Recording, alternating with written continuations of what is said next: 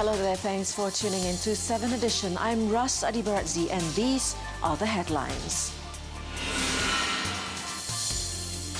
Police confirms Nora and Koirin died of starvation.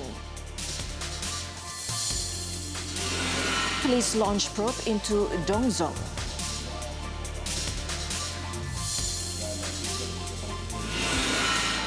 And Liners gets green light to continue operations.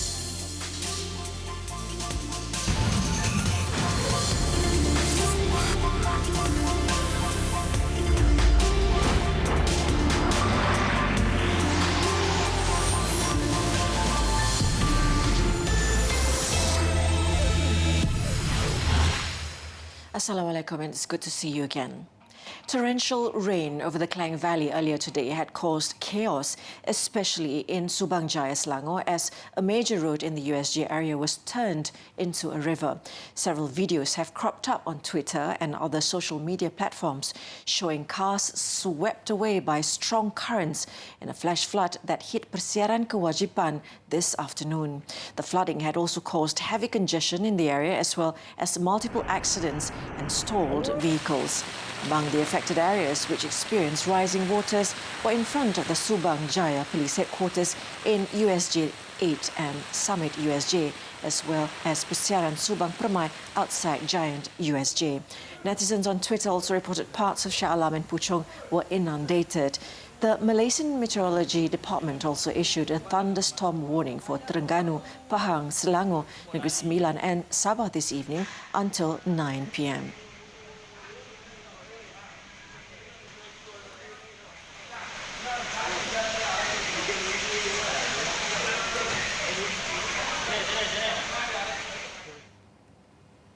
Putrajaya today announced that Liners Malaysia's number hearts operating licence in Pahang has been extended, but its period has been shortened to 6 months instead of the usual 3 years.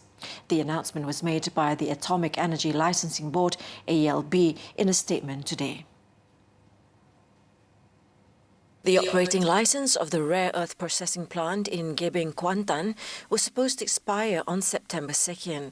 According to AELB, which comes under the Energy, Science, Technology, Environment and Climate Change Ministry, it is giving a 6-month extension to Liners, but this comes with several conditions.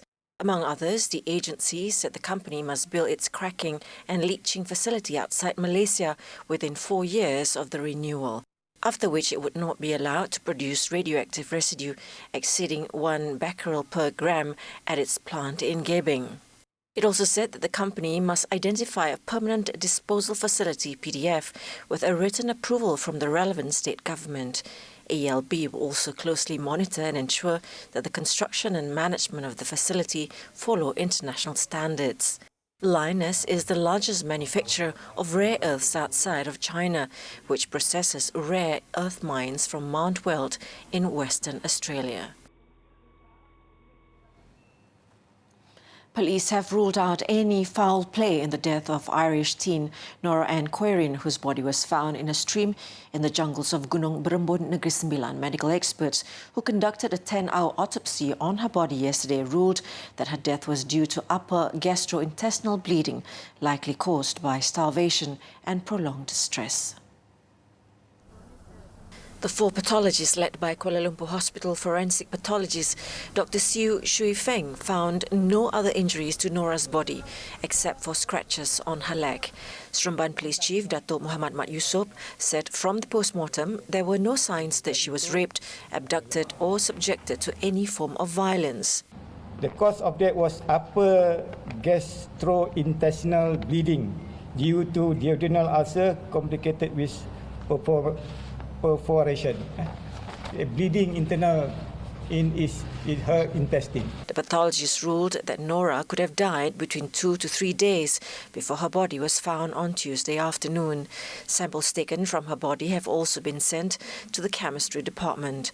The 15-year-old French-Irish girl had checked into the Dusun resort with her family on August 3rd.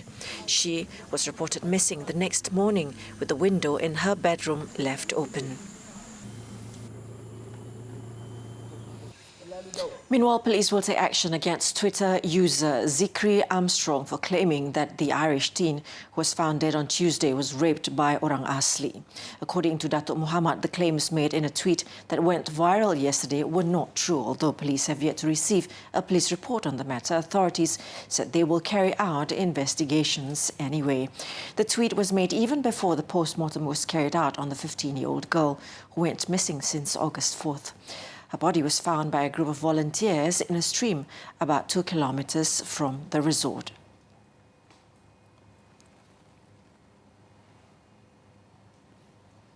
Police have launched an investigation into the United Chinese School Committees Association, Dongzhong, following calls for the Chinese education group to be banned.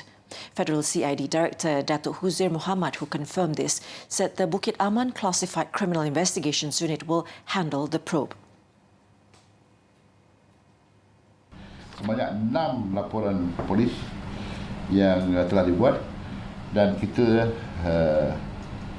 telah membuka kertas siasatan yang mana siasatan dia akan dibuat oleh pihak USJT Bukit Aman, unit siasatan jenayah terkelas Bukit Aman di bawah D5. Dah ada IP dibuka.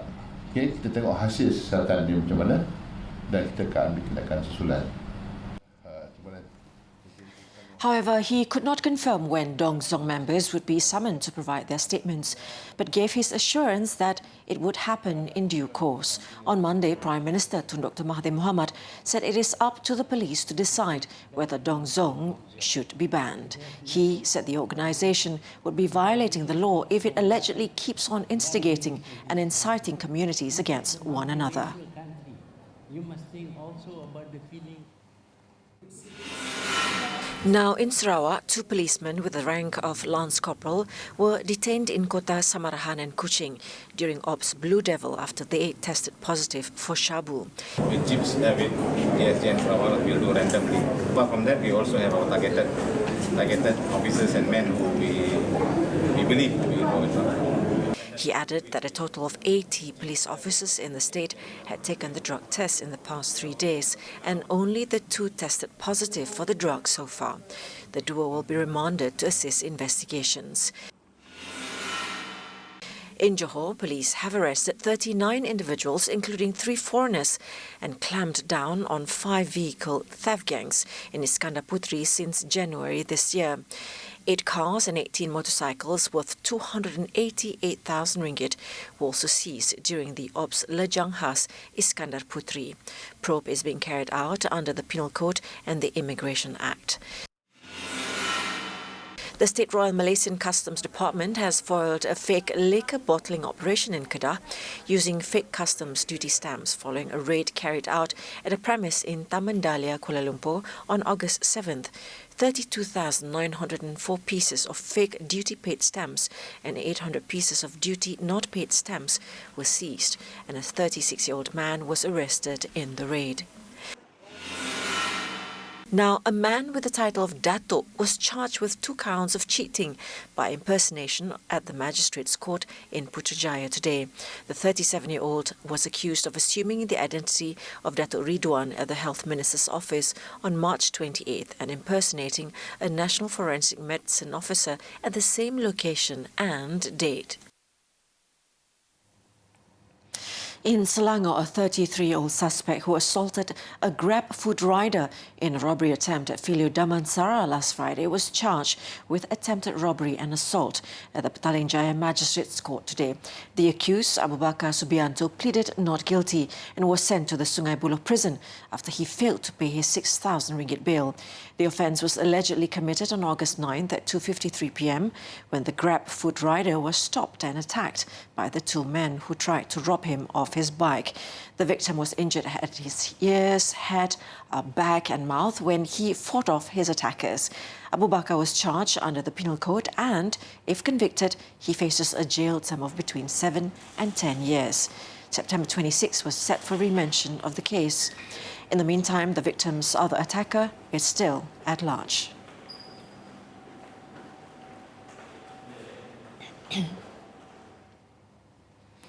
The number of domestic tourists showed a double-digit growth of 10.9% last year, recording a total of 78.2 million domestic tourists as compared to 70.5 million domestic tourists in 2017.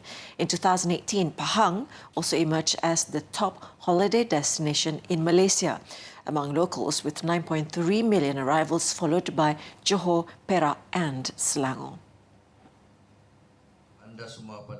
Tourism, Arts and Culture Minister Datuk Mohammadin Ketapi said domestic tourists spent a total of 60.4 billion ringgit last year, 11.7% higher compared to figures recorded in 2017. The bulk of the spending went to shopping, buying fuel, food and beverages and visiting households. As for accommodation, they preferred unpaid accommodation provided by relatives and friends as the main choice of accommodation. This followed by hotels, apartments, homestays, chalets and rest houses. With the encouraging growth of domestic tourism, Datuk Mohammadin is confident that next year's Visit Malaysia Year 2020 campaign can be a success. Lim Kit Siang has called on Malaysians to rise above what he described as vociferous and centrifugal forces, threatening to tear Malaysia apart. In a statement today, the Iskandar Puteri MP said they should instead reunite to build a new Malaysia. This includes transforming the country into a top world-class nation with high values including unity, freedom, justice, excellence, as well as integrity. Lim underscored that the Pakatan Harapan government must never lose sight of this objective after surviving the various stress and strain, as well as contradictions and controversies of building a new Malaysia. The veteran politician also said there are those who did not expect a coalition of 4 political parties with different histories, ideologies and trajectories to last more than a few months. Such foretelling, however, have been proved wrong as the coalition is developing a resilience and a united ethos to chart the country through troubled waters towards a new Malaysia.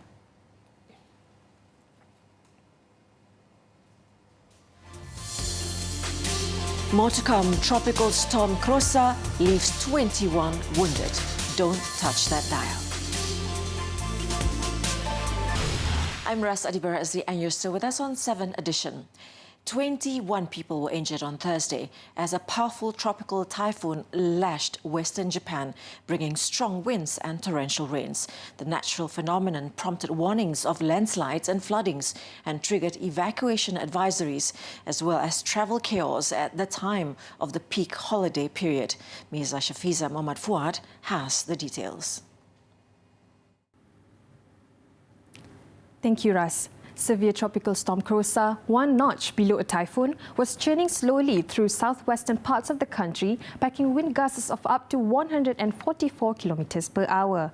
Now, high waves also smashed into a breakwater, engulfing a 10-meter lighthouse, while swollen rivers broke their banks and swamped nearby roads. Now, following this, authorities issued a voluntary evacuation advisory to around 580,000 people in the storm's path, although few appeared to have heeded the warning. Now, more than 720 domestic flights were cancelled to and from cities in western Japan, and bullet train services were either scrapped or sharply reduced. Local meteorological agency predicted the typhoon, travelling only at about the speed of a bicycle, had weakened from the day before. However, it could still dump around 1,200 millimeters of rain on some eastern and western areas facing the Pacific Ocean. Now, as Typhoon Krosa approaches, Japan on Thursday is also marking the 74th anniversary of its surrender in World War II, with memorial services in the affected regions cancelled. Earlier, Typhoon Lekima, the 4th to barrel through the western Pacific this week, battered Taiwan with 193 km/h winds, killing at least 49. The monsoon period runs from June to September and usually delivers 70% of India's annual rainfall, with hours of rain common on most days. I guess that's all I have for now. Back to you, Ras, in the studio. Thank you so much.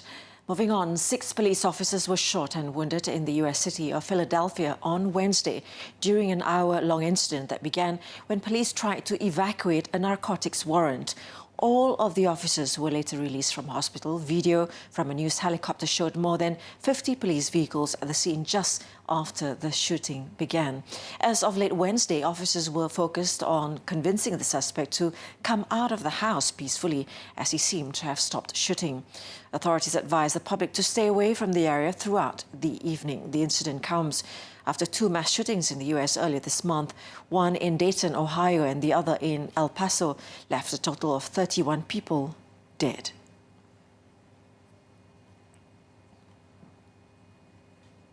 Thousands of Chinese military personnel began parading near the border with Hong Kong on Thursday as Donald Trump suggested a personal meeting with President Xi Jinping to discuss the crisis. Alarmed by the troop build-up, the US has urged Beijing to respond with restraint to more than 10 weeks of violent clashes between pro-democracy demonstrators and police in the autonomous region.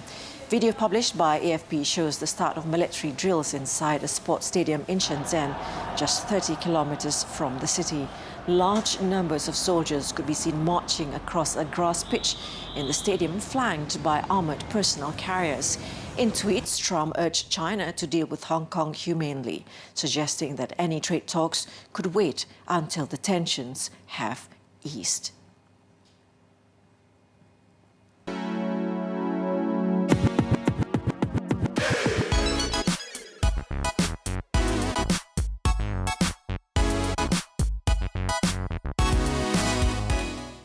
Now let's hop on to Clickbait, where we take a look at what's trending and making rounds in the cyber world today. A section of beach at the beautiful Boracay Islands in the Philippines has been closed after footage of a tourist allegedly burying a nappy in the sand went viral, which sent a storm of rage across the internet. Authorities are now attempting to locate the tourist in the video and file charges for the violation of an environment ordinance. Here's the full story. Oh my God. The video, which was uploaded on Tuesday with over 500,000 views, initially shows a woman helping a child relieve herself along the shoreline. After a while, another person is seen burying diapers in the sand a few meters away. According to locals, some people have called out the 2 tourists' awful actions right away, but they ignored it and continued to carry out their business. Netizens are definitely outraged by the incident and calling the rude behaviour as unacceptable. Others have called for tourists to respect the island. The 100-metre section of Boracay Beach was closed off on Wednesday and will reopen within 72 hours, pending the results of water samples. The water quality, especially the fecal coliform bacteria level, would be tested. Last year, Boracay Island was closed to tourists for 6 months following concerns over its environmental health.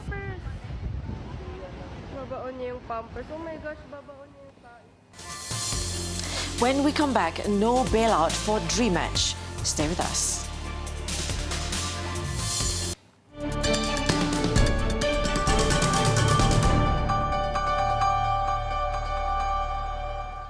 The government will not bail out Dream Edge Sdn, the anchor company of the 3rd National Car Project, if it fails.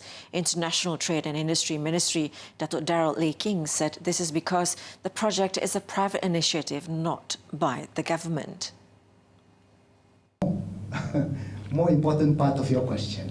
If it fails, will there be a bailout? No, there will not be, because this is a private initiative. It is not government initiative, it is private initiative. The government wants to support a new ecosystem. If it fails, that is failure of management, that is failure of the product. But in this case, their product is very clear that they are able to work with a Japanese technology. They are very confident of it, and why should we kill it? There are many others who are also proposing, and we will support it in many ways. One thing I've learned. Why it is called a national car project when it is a private initiative, Datuk Lee King explained that under the new proposed national automotive policy, national cars are now defined as those built in Malaysia by a Malaysian company which employs 90% or more Malaysians. The minister also said that Dream Edge had given assurances that it would not seek government funding. To date, the company also has not sought any government incentives for the third national car project. Malaysia's equity crowdfunding ECF and peer-to-peer P2P financing platforms collectively raised 432 million ringgit as of June 2019, benefiting over 1,200 micro and small and medium enterprises, MSMEs. Securities Commission SC Chairman Datuk Syed Zaid Albar said the financing campaign under these platforms attracted more than 12,000 investors, of whom 90% were local and retail investors. And approximately 53% of the participating investors are, like most of us here, below the age of 35. And this demonstrates the potential of this segment in democratizing access to a new generation of investors. He said this in his opening remarks at the Smart Showcase series, The Future of FinTech in ASEAN conference. To date, the regulator has licensed 3 digital investments managers and 1 equity stockbroker. The 3 recognized market operators have also been registered to operate digital asset exchanges in Malaysia.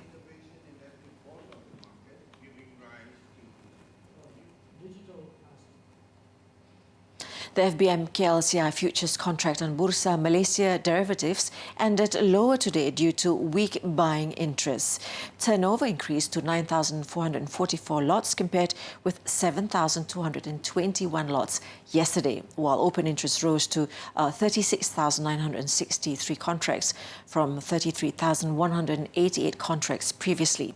The benchmark FBM KLCI ended 0.02 of a point marginally lower at 1,600.29. On to stocks to watch. SP Setia Berhad has strong forward earnings visibility supported by total unbilled sales of 11 billion ringgit. The firm's earnings trajectory is also expected to improve moving forward, along with better progression for newer projects.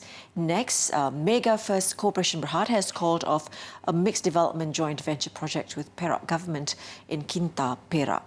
However, an indirect subsidiary has been given the option to secure a significant plot of land for a solar photovoltaic plant. And last but not least, Ranhill Holdings Berhad has made good progress in its plan to supply electricity to Thailand. Overall, the company's power and water divisions are looking healthy, backed by new contract wins and utility tariff hike.